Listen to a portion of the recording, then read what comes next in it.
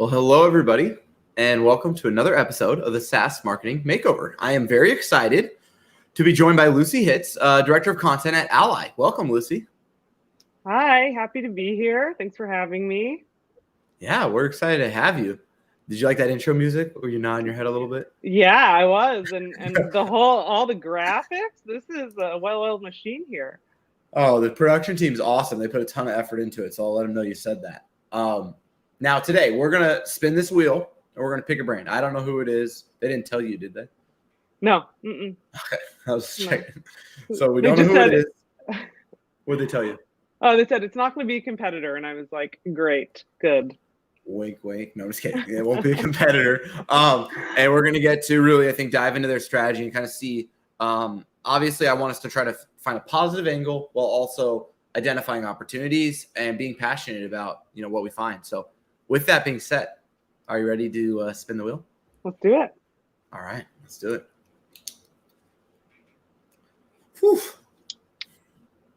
Ooh, where will we land? I know. Brandfolder.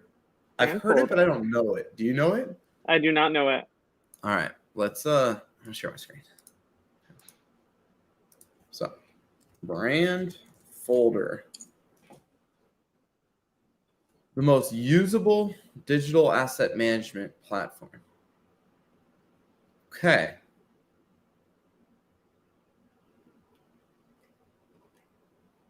Damn. All right, I'm curious if we have you ever done that before? Have you ever gated the G2 thing? No.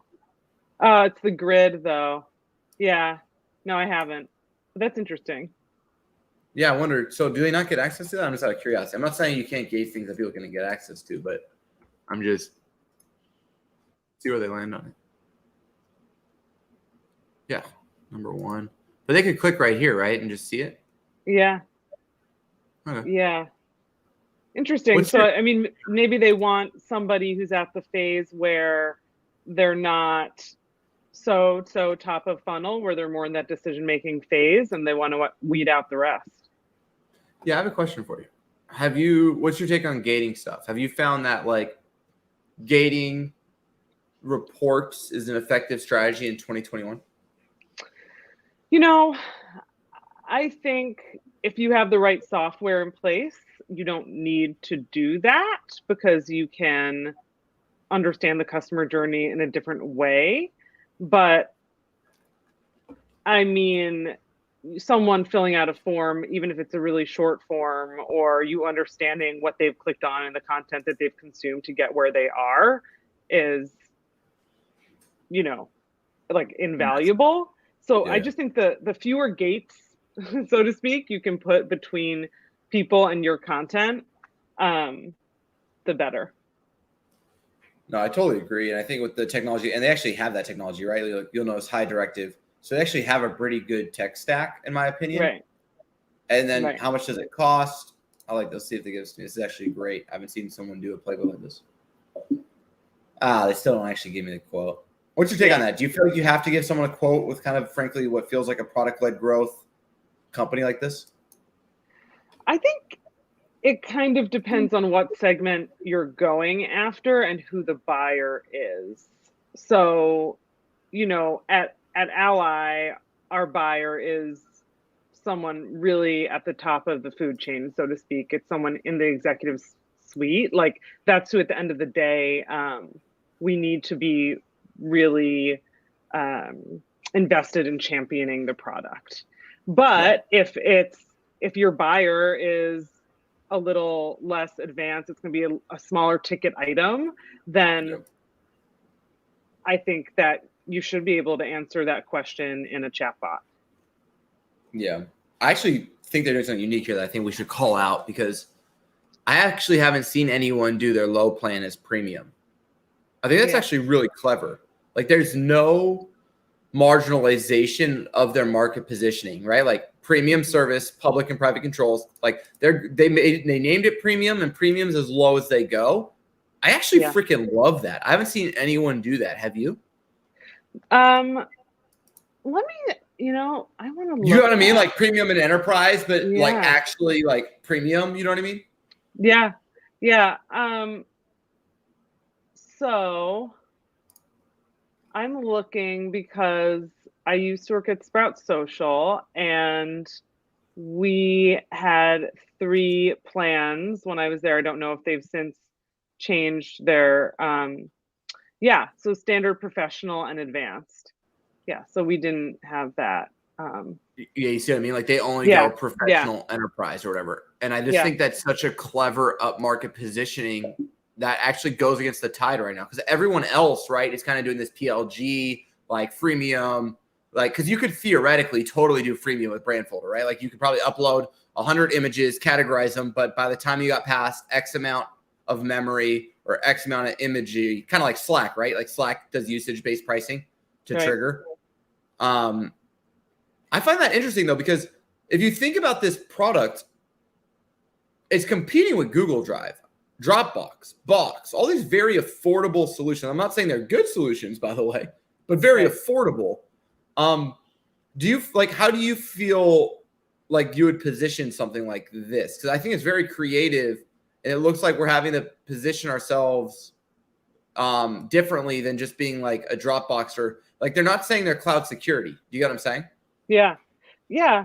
I mean, the other probably big competitor here is HighSpot, Yep. Sales because enablement type tools. And they're right, also going to brand management instead of content. See how it's like brand manage? Like I think they're doing a yeah, really good job of creating their own reason for why they exist, if that makes sense.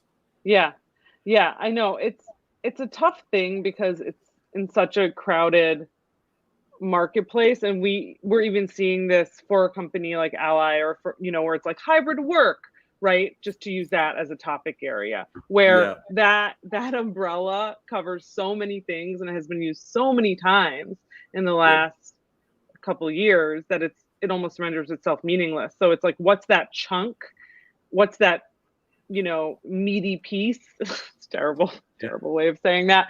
No, That no. is that makes someone click through and say, "Wow, okay, no, that's specifically what I need, and I can't get that from, X, Y, and Z giants that also offer a similar thing."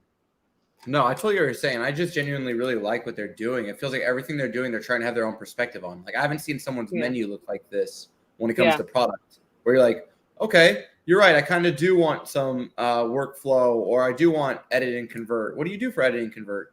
And I feel like they just do a really good job of explaining why they exist when it seems as if you don't need them, I think subconsciously. Does that make sense? yeah. I think also getting specific about what all the features are. So Yeah. really getting pretty granular here, under edit and convert, for example, about specifically what that's going to mean Yeah, even in like those jobs to be squares done. below. Yeah, Yep. yeah. And I think they need to do that to differentiate in this space too, because this is likely going to be a buy that you're going to have to bring your designer into, maybe, or like your entire Oh, yes. creative team. You're going to have to bring in your demand gen team or your lead gen team or whatever you're calling that these days at your organization, your growth team. Yeah, exactly. And they're going to have questions that are very specific. Each of those teams are going to have those very granular, nitty gritty questions that then can throw a hiccup, I think, in the sales process a little later. And they're Yep. they're beating that up front here. No, they really are, and they actually have a massive feature set like templating, Adobe plugin. Like I'm actually, this is like if I ever need a tool, I'm gonna check them out because I genuinely think they do such a phenomenal job like with their product marketing. This is gonna be one of my favorite examples to use now because I can really see it there. Now let's go into kind of maybe your world, a little bit of content, and see what you think about what they're doing. Does that sound good? Yeah. So, once again, see what I mean? Like this is their own little sub menu that they built natively, no drop down. Like this little UI stuff and UX stuff is really clever. I like. Yeah. Yeah. Yeah. And schedule a demo, attend a digital event, visit our knowledge base. So it's like, hey, you ready to actually talk? You've kind of scrolled through our site a little bit. You understand what you'd be getting with us. You're ready to have a conversation. Or, hey, you're nowhere near that right now, but we need to educate you. You're very top of funnel. We need to bring you down. And then visit our knowledge base. Okay, it's almost that mid-funnel motion of, okay, I'm not quite there yet, but I'm ready to read some articles and maybe share some Yeah. things, in my internal Slack channel to get people into this. No, I love that. And the other thing I really enjoy is notice this overview video. So I think the hypothesis that they are executing upon so well is at all moments, they're bridging the gap between informational intent and purchase intent. And I just think that's brilliant because most people wouldn't put an overview video here. They would have like some keynote from a previous conference here, which once again would create a dissonance between the reason you wrote the content, which is getting someone to start with your product, and how they're, oh my God, even like, see how this is like has a shadow? Yeah. Like this little stuff, like very, very clever little things I'm picking up that they're doing that I haven't seen people do. Like overview video when you're normally going to get resources and guides. Yeah, I love that. Do you see what I'm saying? So what clever. happens when you click on get started up there on that purple? Oh yeah, let's check out that flow real quick. Yeah. Oh okay. yeah. Okay, so that's their demo. Yeah. Okay. Enrichment, multiple testimonials. I love that there's no fluff. I do have a suggestion here for them though. Check this out.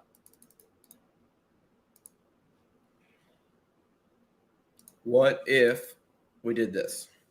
29 minutes, one world-class conversation, and a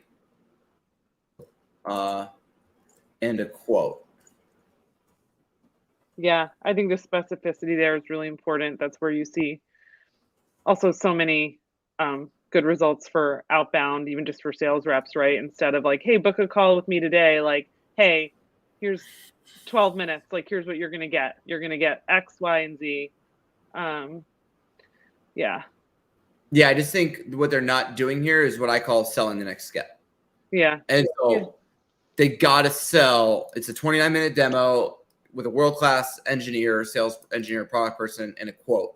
I think at the end of the day, I can't get price on your website. So I would say the primary driver right now at this stage as a buyer is how much do you cost and can I see your product? Because they actually, I do think for how much I like their product marketing, I don't fully get to see it. I think they do a good job showing it, but it could be slightly better, I think, with larger product shots. Yeah. It's text heavy for sure. No, 100%. What is your Brandfolder? Okay, this is your sign-in. Okay. I think too, there could be some personalization on this page. So I think we're gonna we'll have this quick call. You're gonna get a quote.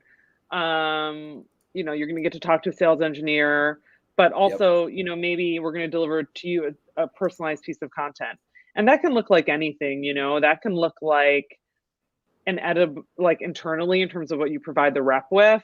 That can look like a, editable PDF where it's like, here's your top 3 problems, rep puts those in, and then, a recommendation spits itself out and they deliver it at that call. No, I'm right there with you. I mean, you can see us trying to test these concepts ourselves. Like so they have enrichment in their chat, but then they don't enrich the form.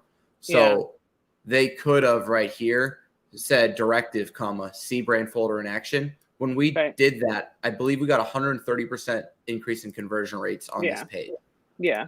And they don't seem to have a different live chat playbook here, if you'll notice. See how it hasn't triggered a new playbook? So I think they have some opportunities for sure. I would also take this menu if I were them at this stage and it's got to go. So I would take this like this. Now I got rid of my exit points, as you'll see. Mm-hmm. Yep. I would also remove that. So now I have a much more concise focus, let's say. And I would also remove this. So now everyone can get started on my page. And then instead of get started, I would be like, want to chat instead. And then that would pull up my live chat. See what I'm saying? Yeah. Yep. And I think too, testing those, I think it's all about the testing also, right? Like seeing, does that cannibalize from, someone filling out this form?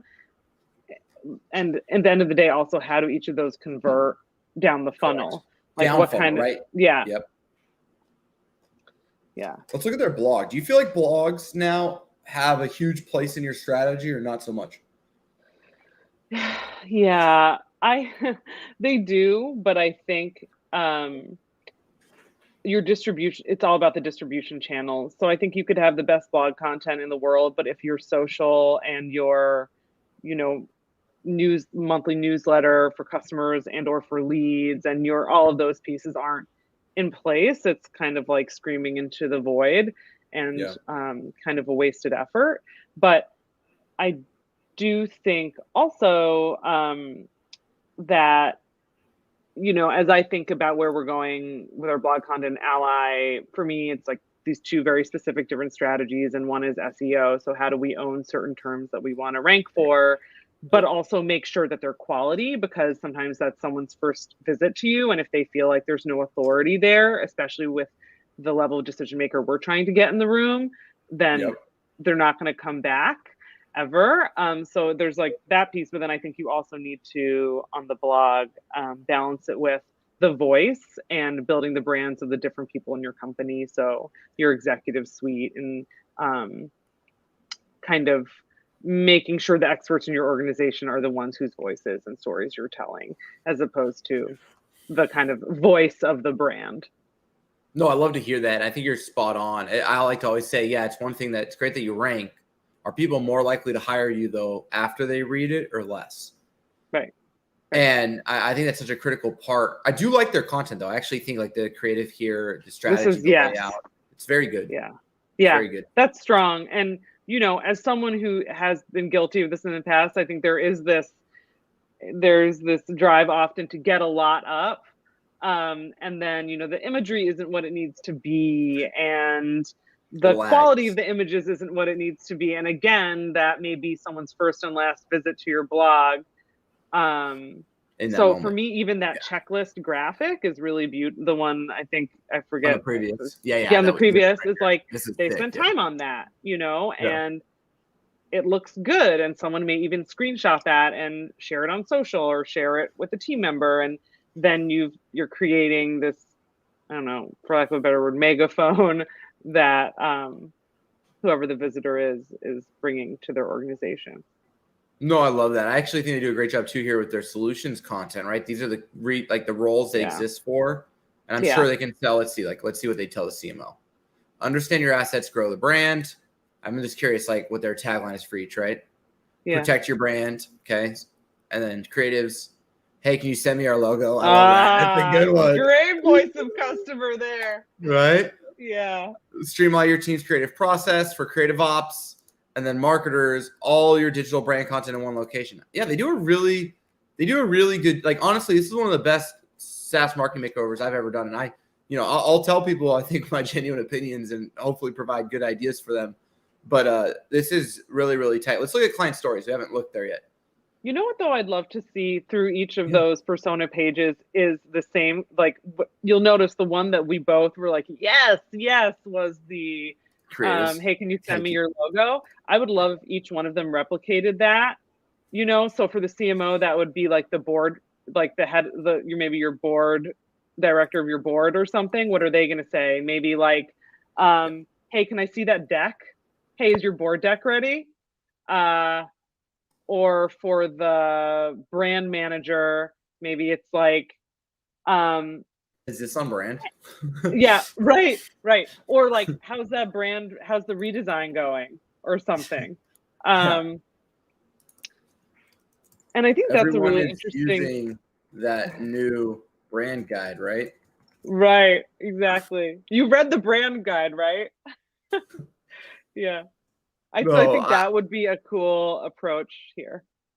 I totally agree. And I think they created a lot of resonance. I also think the page that I like the most had some stats, and we don't see those on this one. For example, so notice brand managers and then notice marketers. Right. See this? I think and then you get to the quotes. I think this is actually really clean. And I think they just have different layouts for different ones, I'm noticing. Yeah. See?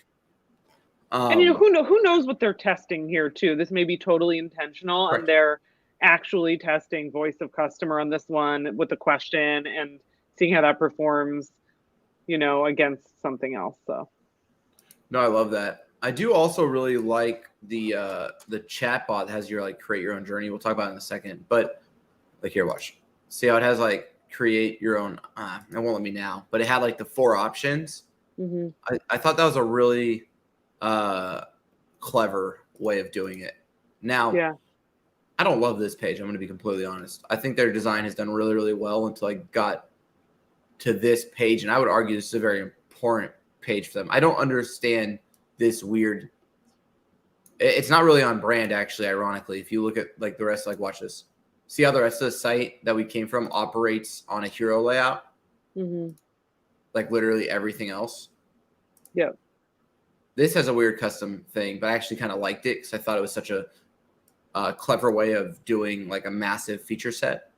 But this isn't good.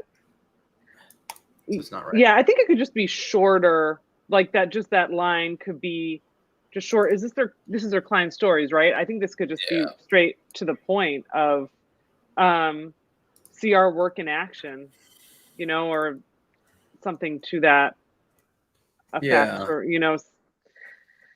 because like you maybe really like something aspirational, like brand visionaries around the globe choose Brandfolder,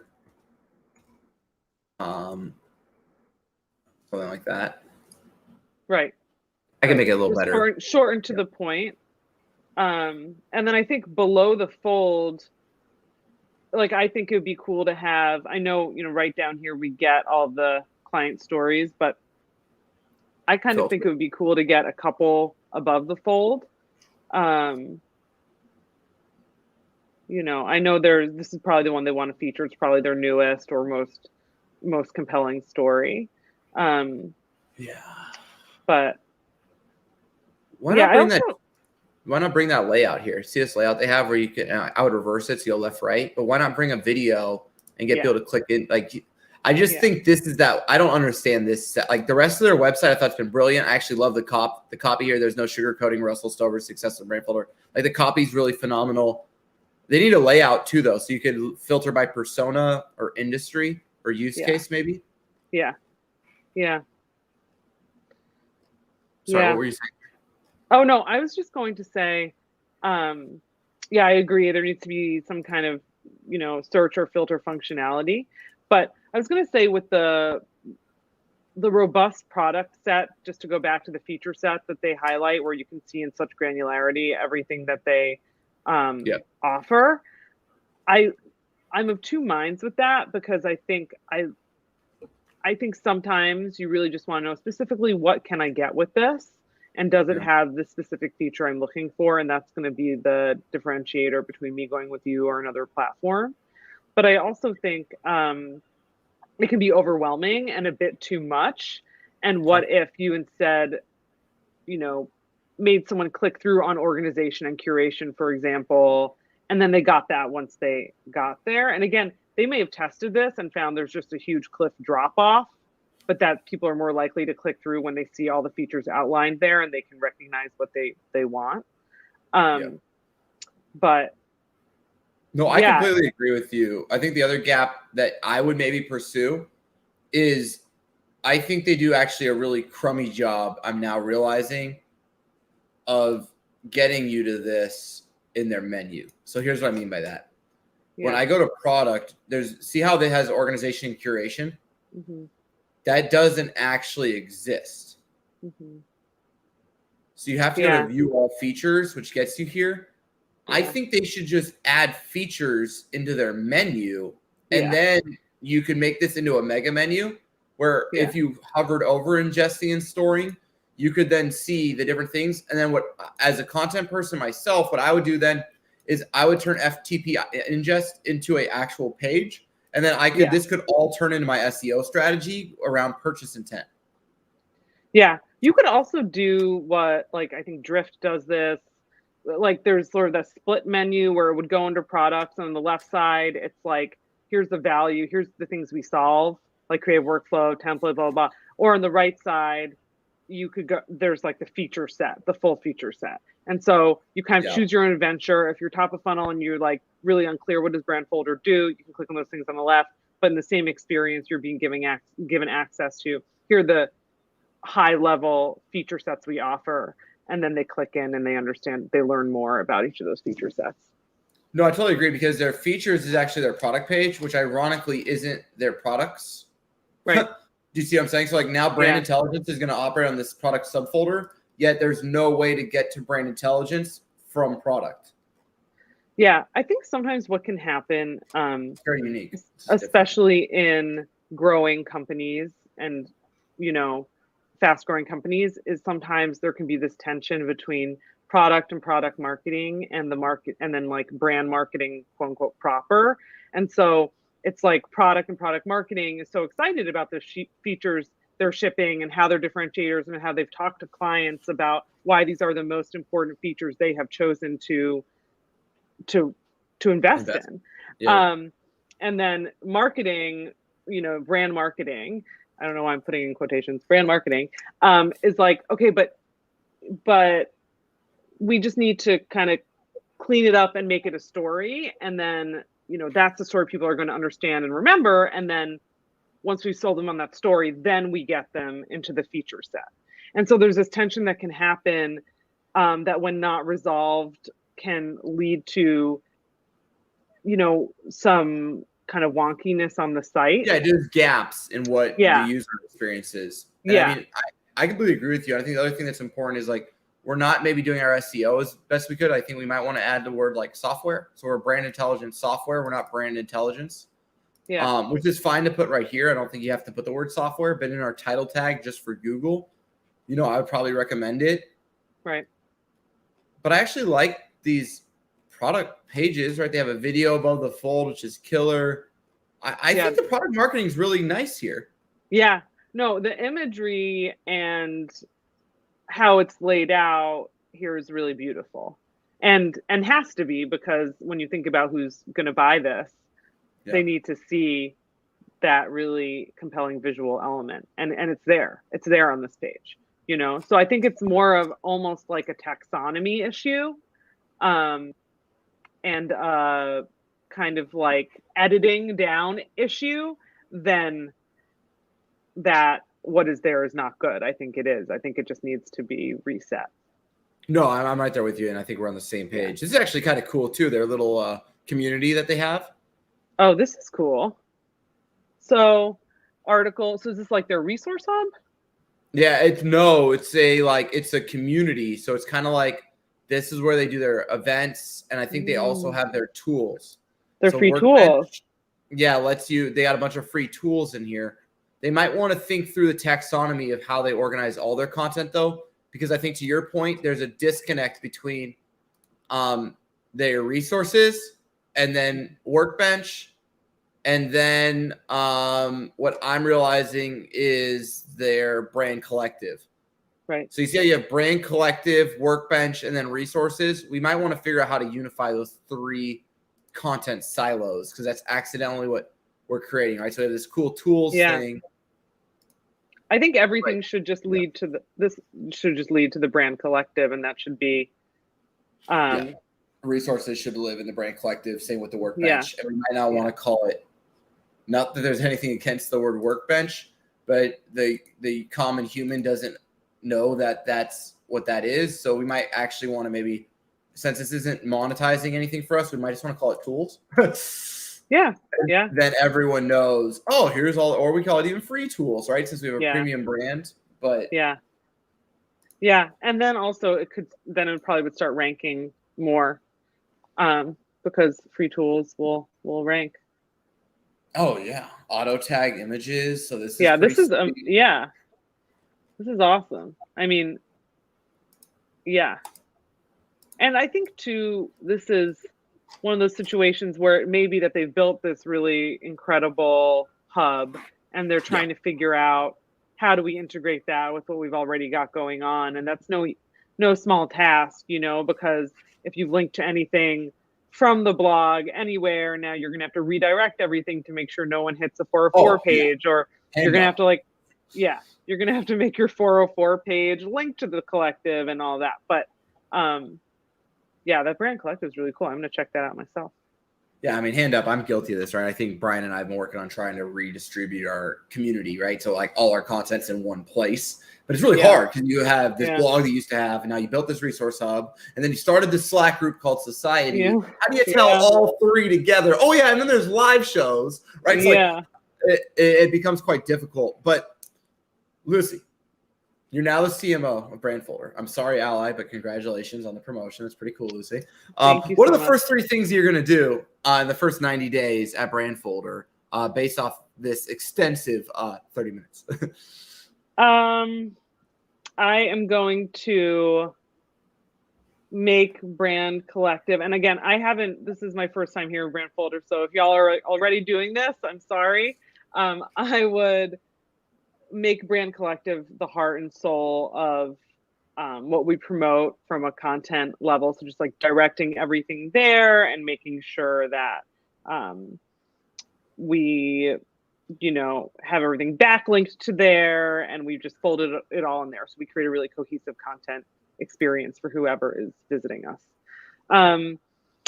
I would do a social check to make sure everything, like our social channels and the content that we're promoting there is what it needs to be, and understand where we're directing folks from social and just what our social strategy is. I'm a huge believer in social as a driver of, multi-level marketing strategy.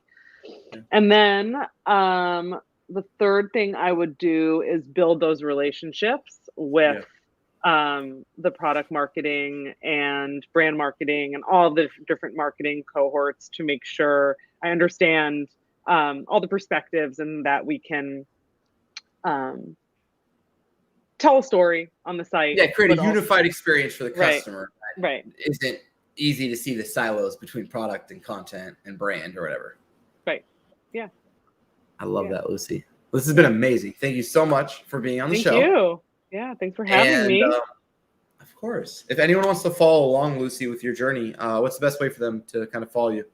You can find me on LinkedIn. You can find me at Hitz on Twitter, where I'm tweeting about usually like my baby and marketing and yoga. So if those are things you're interested in, that would be a good follow for you. I love it. Well, thank you so much for being on the show. Very excited to have you here. And that, everyone, is a SaaS Marketing Makeover. And thank you so much to Brandfolder for being our muse. So thanks, everybody. Thank you.